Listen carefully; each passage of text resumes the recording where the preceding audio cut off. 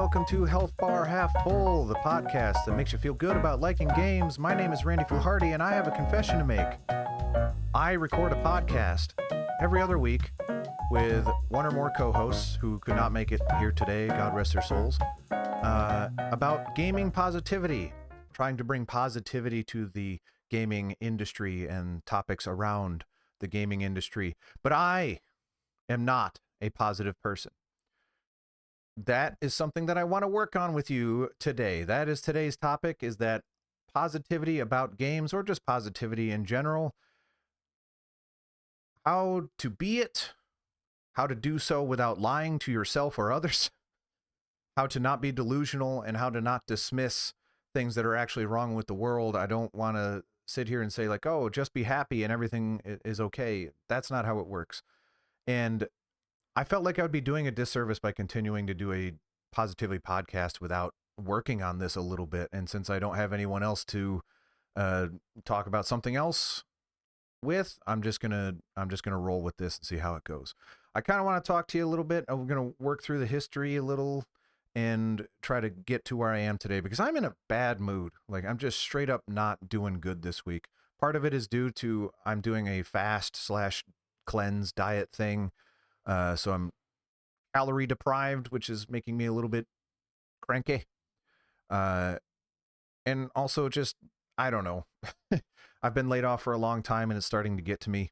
I'm not getting paid for this stuff that I'm putting a lot of work in. And it's bumming me out. There are things that are going on that I'm not thrilled with. And it doesn't mean that I don't try to see the positive side of things or try to be optimistic, but it is getting to me. So let's talk a little bit about that. So most of my life, I have been a relatively cynical human being. I used to say I'm a realist, and while I am a realist, I am also a cynic, pessimist, even in some cases. And I try to be better about it, but there are times where just like, man, I don't see it. I'm not seeing it. And it wasn't until I met my wife now. Well, I met her a long time ago, but when I got romantically involved with my wife, which is now approaching 12 years ago, oh my goodness, that's when things started to change, and I started to realize how negative I was, because despite everything she's gone through, and I've gone through a lot too, but she has gone through more, she still has a pretty positive outlook on things. She's always smiling. She's always laughing. She cheers people up. She's just infectious in that way. And I always wanted to be that. And I was envious of that. So I put in a lot of work to try to be a more positive human being. And I've gone on both ends of the spectrum, where I've been just absolutely at the darkest times of my life and say, man, nothing is going to be good or better or whatever. And I've also gone the other way, where I'm just going to tell myself I'm happy and it's going to happen if I, dress for the job you want. Am I right? Just like dress up in happiness and you'll be employed as a happy person. That's not how it works. But you know what I'm saying? Like, there's this sign. I'm not a religious person, but we passed this sign that's in front of a church. Every day we drive past it, and it has little messages about God and whatever. But there was one that stuck with me that said, happiness is an inside job. And that, to me at the time, was incredibly profound, because I'm like, yeah, you're kind of right, because my wife, who has gone through heck and back, pardon my language, especially in the context of what I'm mentioning, she's still a positive, happy, fun human being. That's not an accident. So what, are some people just born that way? Yeah, maybe. I think there's something to that, but I also think there's some work to be done to get there. And from that moment on, I don't remember specifically when that was, but it did have an impact on me. But I tried to work on that and say, like, I'm going to work on being, there are plenty of things in my life that are making me miserable that I can't change. What I can work on is my outlook. And this was well before this podcast. And how did I pursue that, really? I mean, you got to tell yourself that things are better than they could be. And that's true. Pretty much everyone can say that. Something in your life is better than someone else's. And that's absolutely true.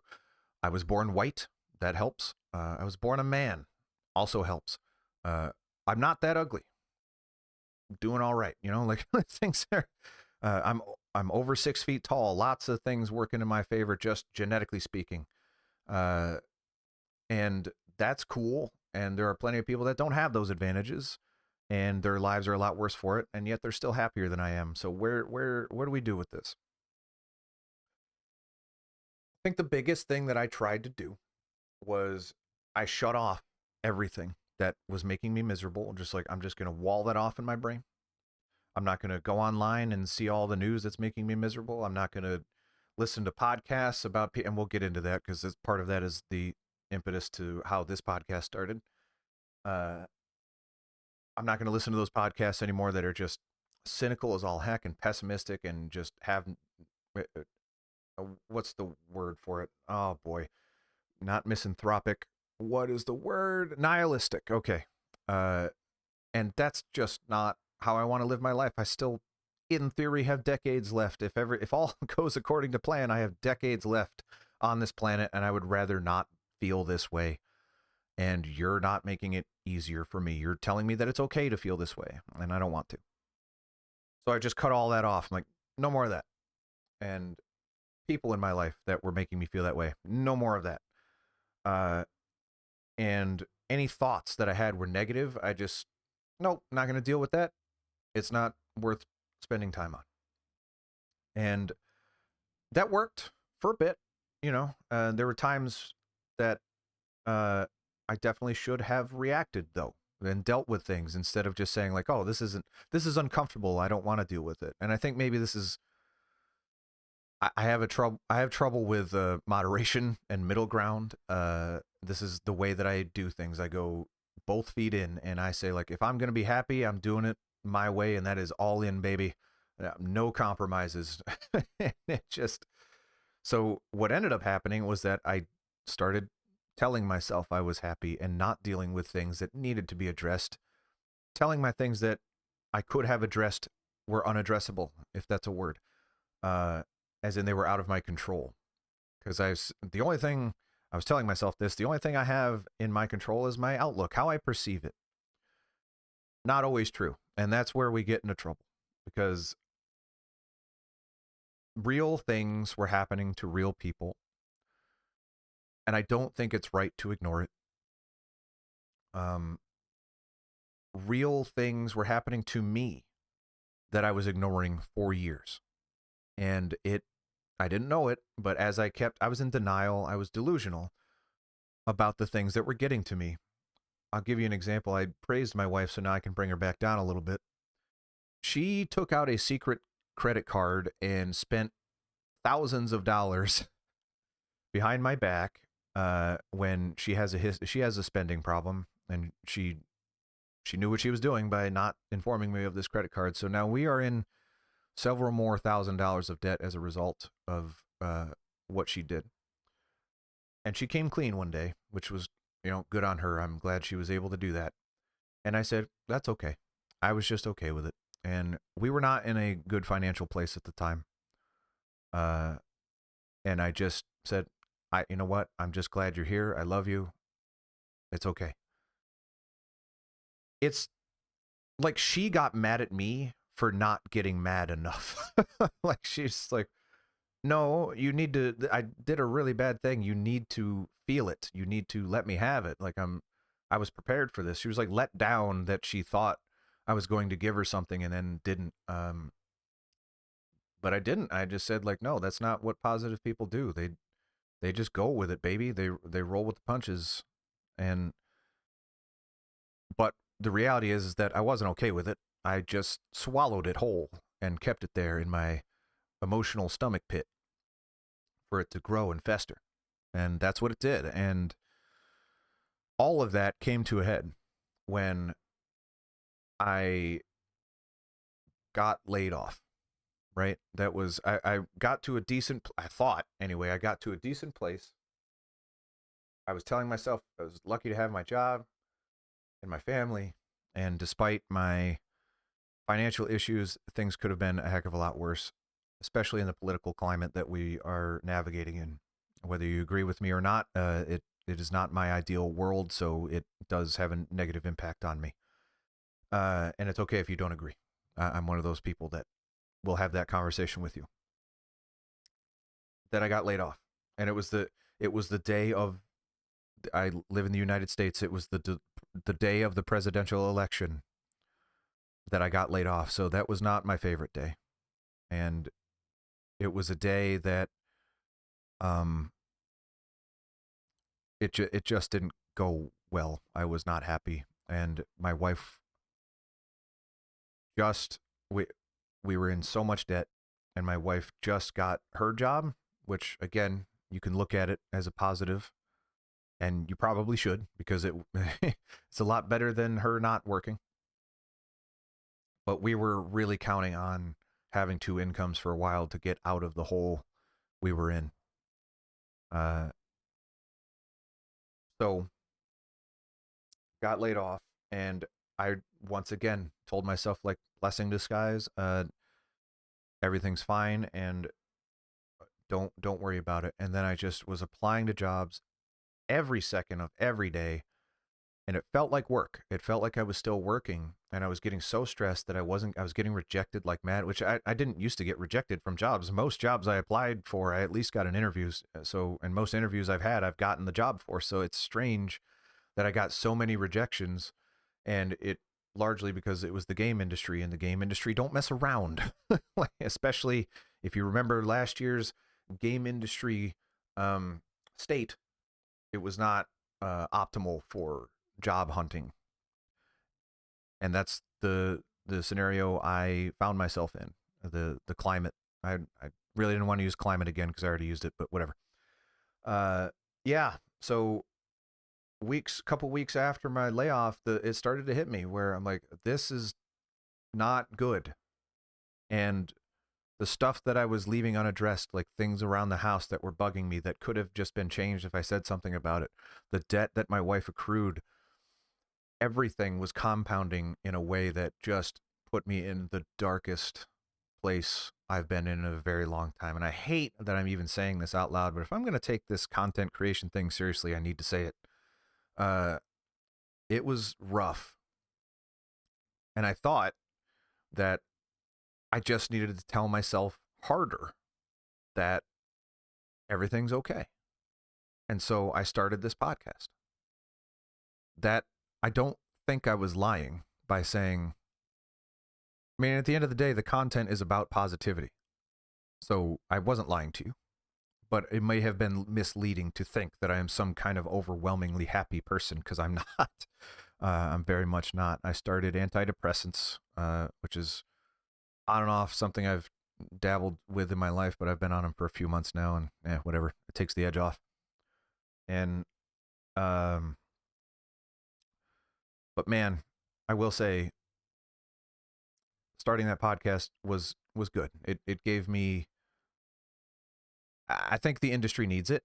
I think the world needs a little bit more of that, and I need to talk about that though because I don't want anyone to think that I'm dismissing actual problems or downplaying them, or if you're going through something, saying you shouldn't be upset or sad. Your feelings are justified no matter what it is you feel. Something is making you feel that way. That could be you, it could be an external factor. It's something is doing it, and that's valid. Your feelings are valid no matter what it is. You can work on it after, but your feelings are valid. How you handle your feelings, maybe not, but definitely your feelings are valid. Uh, yeah. So we injected some positivity into a space, and to this day, I have started listening to my podcasts again, the ones that I said I stopped due to negativity, and they're still just so unhappy, justifiably so. But man, someone's got to feel good about something, and I, in the darkest times of my life, outside of family, video games were the number one thing keeping me going. They it's cliched to say they're an escape, but they are. When I'm in the zone, the flow state, the mechanics are working, the story is working, the graphics, the atmosphere, all of the above, audio, which I don't ever give enough credit to. When that's working and it's synergistic, and I'm just lost. I'm not thinking about anything else. I'm a very, focused person anyway, so it's hard to just if I'm into something, It's not like I need other stimulus, right? I'm not one of those people that tries to watch things unless I'm grinding in a game or something. I'm not watching something while playing a game. I'm playing the game. I'm giving it my full attention. Uh, he says as he starts a streaming career where he, by definition, cannot give one thing its full attention. But most of the time, yeah. And I'm glad Adam reached out, who has no right to. He is much more popular than I am in terms of YouTube. I don't want to say fame because I wouldn't call him famous, but notoriety, let's say. Or is notoriety bad? He's noteworthy. People know who he is. He has some success. He earns money off of YouTube, which I currently do not. So that's, and, you know, I've worked with Adam in a volunteer capacity in the past. We had been friends. We've barely spoken since last time we worked, but I reached back out to him and he was all in immediately. And then we reached out to Nathan and he also, same thing. I worked with him in a volunteer capacity in the past. And and we knew we worked well with him and he was all on board and that's going really well. It's unfortunate they could not make it this week because now I have to scramble to, and you know, I'm recording this kind of on a whim quickly. I'm not sure how long this is going to go. Probably not long because I don't have a lot of time. I waited until the very last minute hoping a backup would come along. It did not. So now I'm just kind of scrambling here, but hopefully this is somewhat valuable.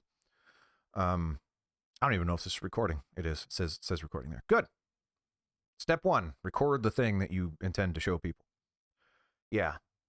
Podcast. I notice myself, and I think I'm doing an okay job balancing the realism with the positivity.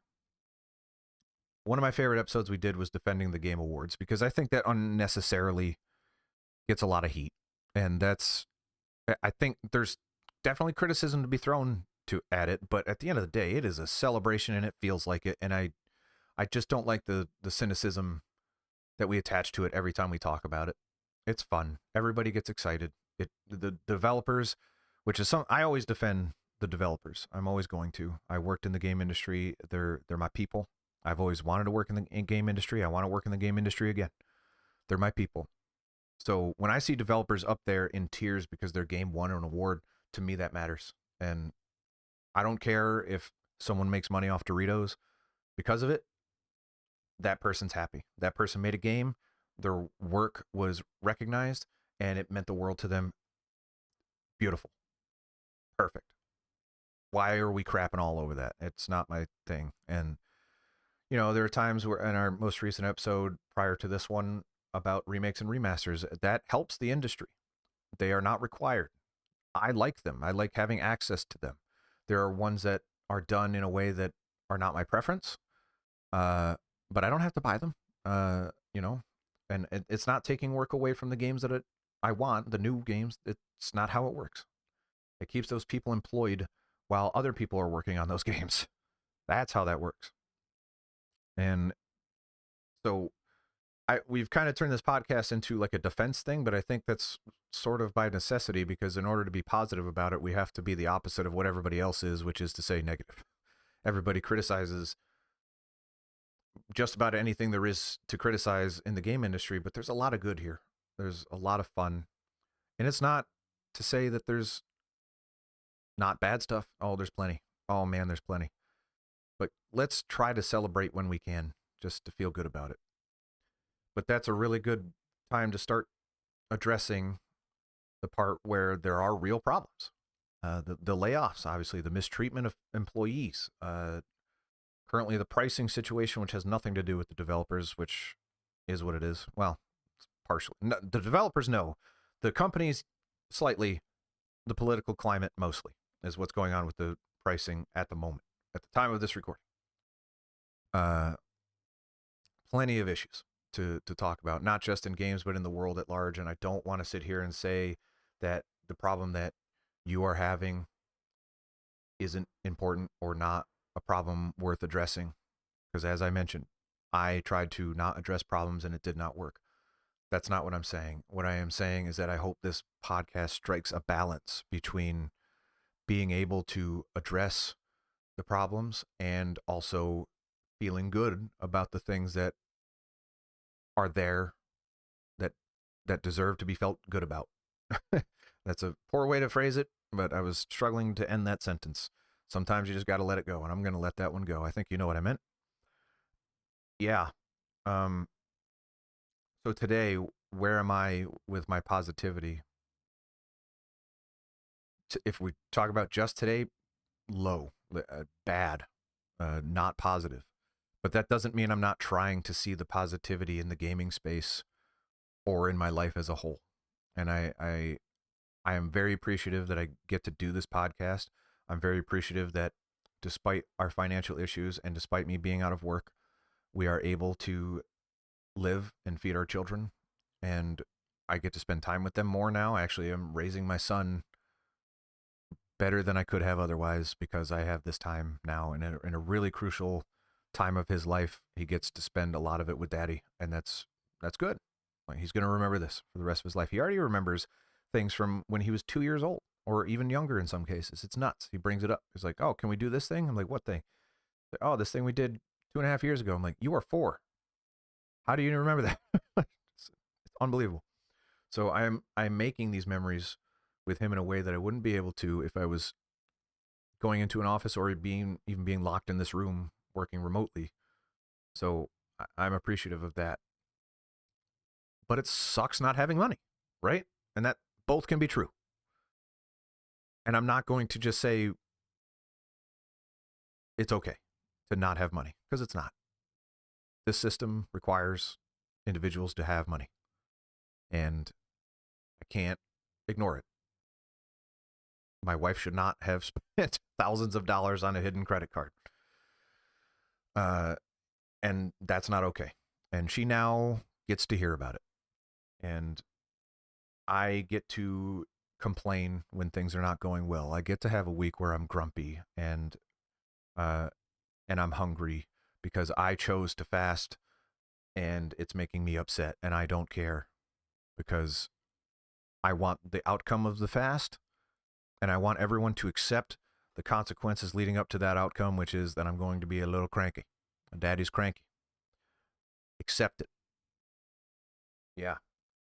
I don't think there's a lot much left to say. Again, you know, this content creation thing is it's going fairly well. Uh, Numbers are going up. It's not paying me anything. Not at least not enough to matter. A couple bucks here and there, nothing crazy. But the Discord server's going really well. People seem to be into what I'm doing, and that's something that a lot of people at this stage, especially in the year 2025, trying to start a streaming career is nuts. What are you even doing? And I of course tried to do that, and who knows? It at the very least seems possible at this point. And if you want to join in on that, tinyurl.com/Randy dash hyphen, however you want to say it, Discord.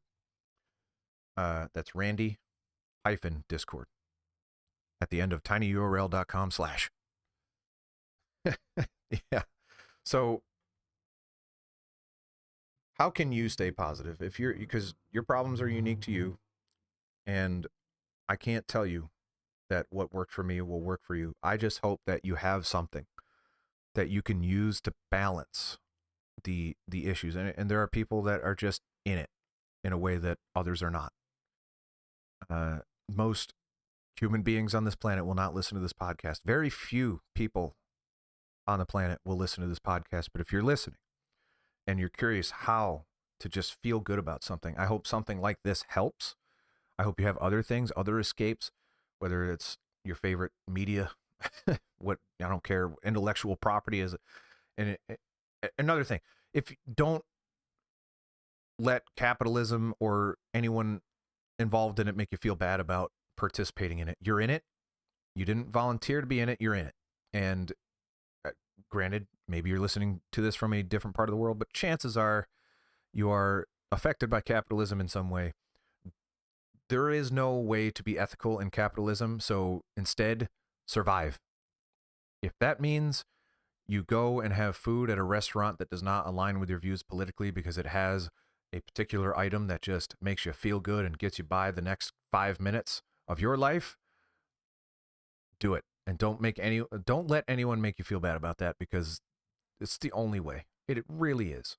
And I think if I had to give you one lesson to take away from this, it's that don't, whatever you got to do to survive right now or ever, as long as you're not bringing anyone else down with you, don't let, why do I keep saying don't let anyone else make you feel bad about that.